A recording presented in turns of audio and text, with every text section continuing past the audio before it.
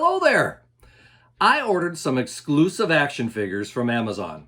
And although I ordered them all at the same time, they came in 3 separate boxes and I think from 3 separate areas. Interesting. Welcome to Unboxing the Boxes, my Star Wars collection. This is episode 166, the Amazon exclusive Bounty Hunter action figures.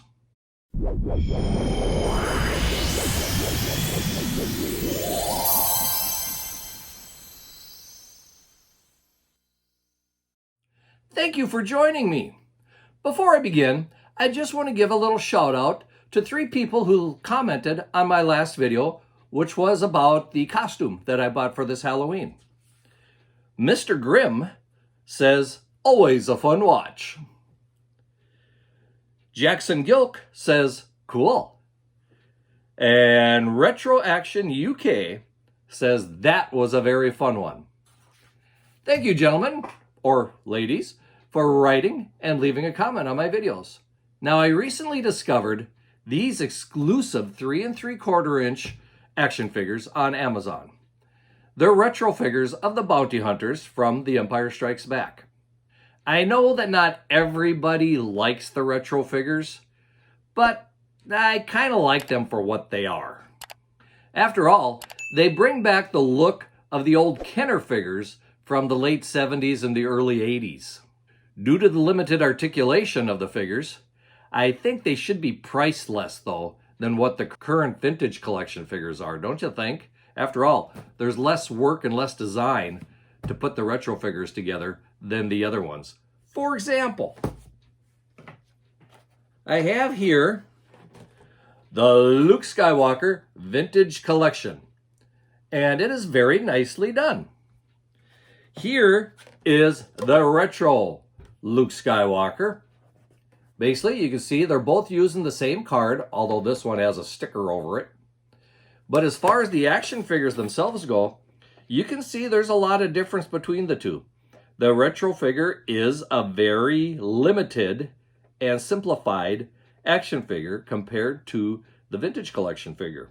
For example, the vintage collection, well, they both come with a cloth cape, but the cape on the vintage figure does look a little sharper, a little better than the one on the retro figure. Also, you'll notice very quickly the paint job is different. The face on the vintage collection is much better than the one on the retro figure. And the articulation is very different. The articulation on the retro basically is the shoulders and the hips and the head. So 5 points.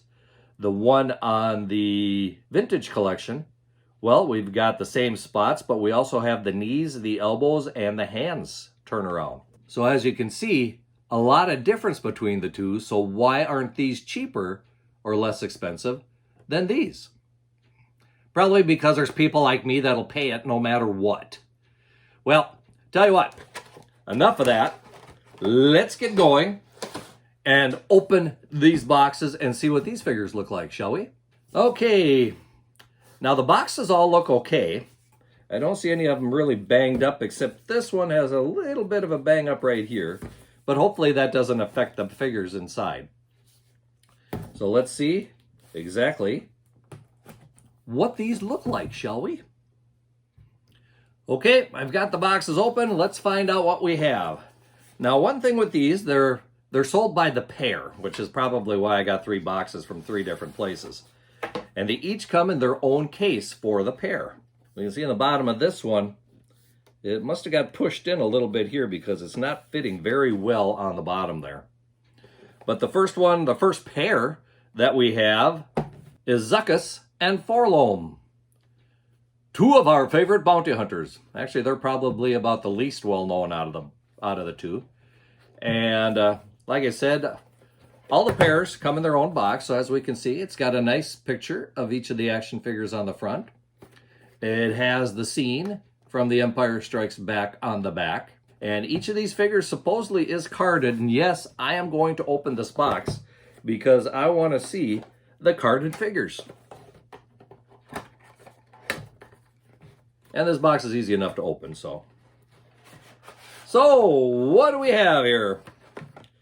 Well, first of all, we have a problem I can see already with this one.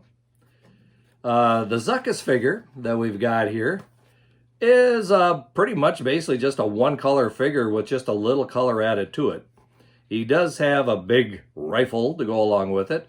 Does have the sticker, of course, on the over the figure here.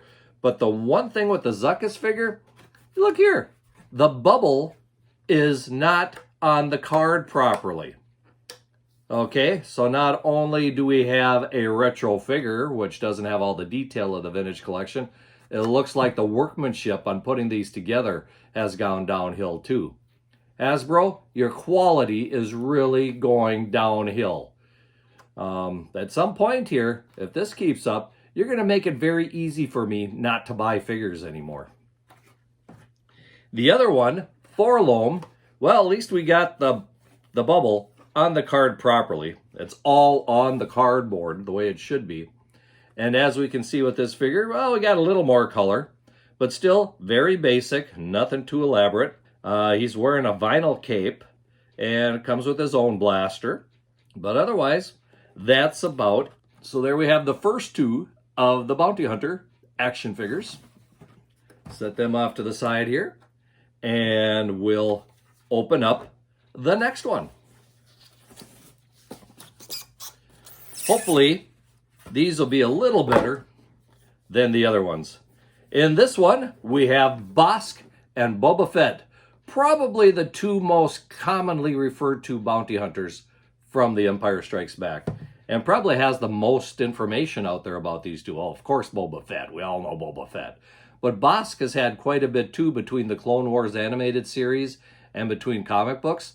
There's a lot of information now about Bossk out there. So I'm almost afraid to look, but let's see how these action figures are. The first box I was not, shall we say, hyped up about. Hopefully these are a little better.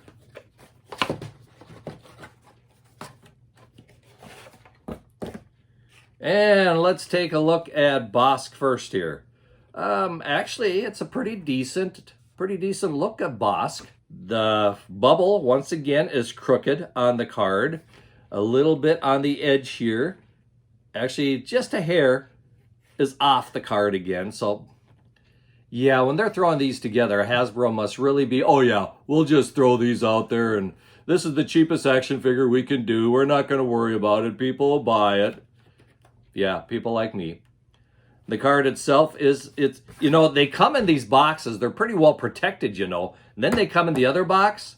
But yet, every one of these cards has a bend to them. None of them are nice and flat. Well, anyway, as we can see from the Bossk figure, it's actually a pretty decent figure. Considering it's a retro figure, it's not bad at all. I don't understand the blue gun that comes along with it.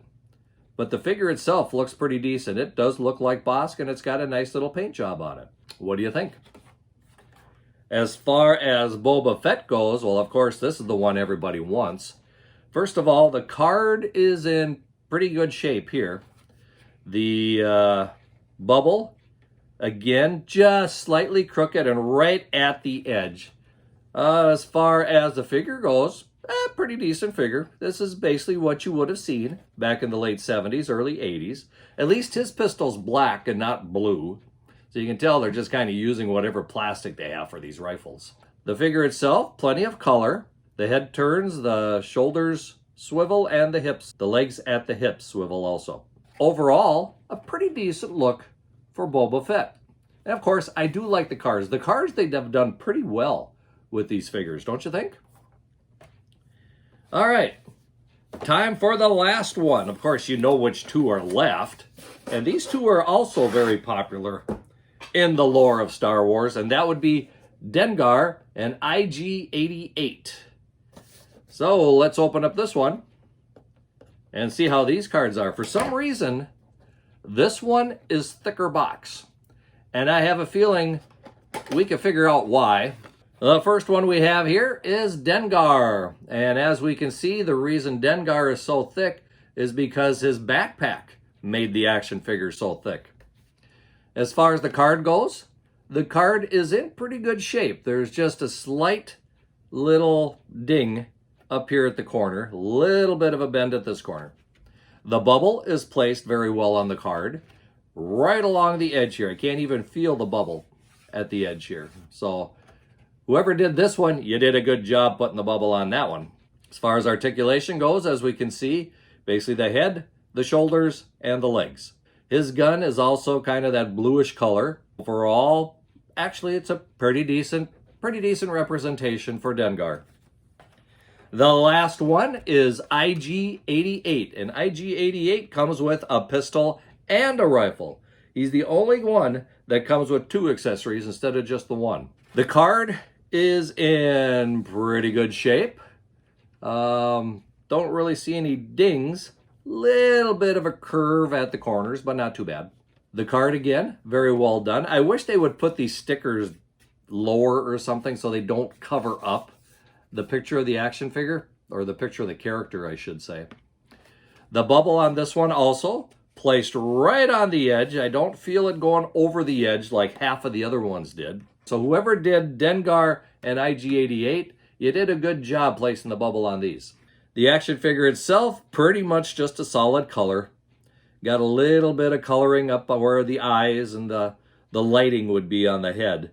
But the figure itself is all one color, except for his bandolier that goes across his chest there. The rifle and the pistol are both blue in color. Why blue? Hasbro, explain to me, why are we using blue plastic for the rifles? Shouldn't they be black? So there we have it. We have our 6 figures of the Bounty collection from The Empire Strikes Back. And you know what? I don't think I'm going to get all of 6 of these to stand up. We'll see once here. There. Hold them up that way. What do you think? Like I said, I like the retro figures for what they are. They're not real big as far as the current figures go, as far as articulation, looks, and everything, but they've got their own little charm from the Kenner days of back in the 70s and 80s. So they've got their place in the collection. And if it wouldn't have been for just a basic browsing of Amazon, I probably would have never come across these. So I'm kind of glad I have them on the collection. Few of these were on sale. You could say they were at a discounted price. If I remember right, Bossk and Boba Fett I had to pay the regular price for. Forlom and Zuckuss, I think, were the least expensive of the batch. They were the biggest discount, and these two also had a little bit of a discount on them, too. What do you think of these retro figures? Leave a comment below. Let me know. Also, don't forget to like this video, share it with your friends, and of course, subscribe to the channel and hit that notifications bell so that you know when new videos are posted. Well, I just want to thank you once again for joining me for another video of my Star Wars collection. Until next time, may the Force be with you, and keep collecting.